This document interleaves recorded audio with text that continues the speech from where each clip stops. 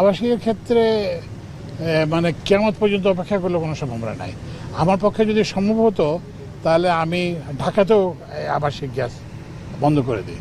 কারণ হচ্ছে বন্ধ মানে কারণ হচ্ছে যে এটা হচ্ছে সবচেয়ে ইনএফিশিয়েন্ট। কারণ শিল্প কারখানা যেখানে গ্যাস পাচ্ছে না, বিদ্যুৎ উৎপাদনের জন্য যেখানে গ্যাসের ঘাটতি, সেখানে বাসা বাড়িতে তো এটা একটা অপচয়। এটার যে ব্যয় মানে এই গ্যাস যে সরবরাহের ব্যয় আর এই গ্যাস থেকে যে টাকা পাওয়া যায় এটার মধ্যে বিস্তর ফারাক।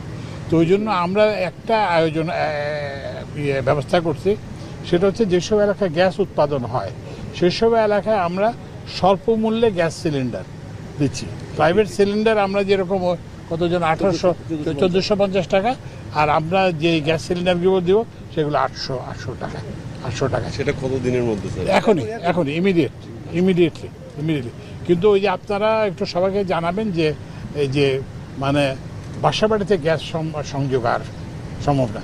একসময় আমাদের গ্যাসের ব্যবহার ছিল না, তখন বাসা বাড়িতে গ্যাস দেওয়া হয়েছে। এখন এলপিজি এসে গেছে এবং আমরা এলপিজির দামও কমানোর চেষ্টা করতেছি। তো এখন সামনে থেকে কিন্তু যে এলপিজি ব্যবহার মানে বাসা বাড়িতে এলপিজি, শিল্প কারখানায় হচ্ছে আমরা ওই যে গ্যাস ব্যবহার করব। Thank you sir. ধন্যবাদ।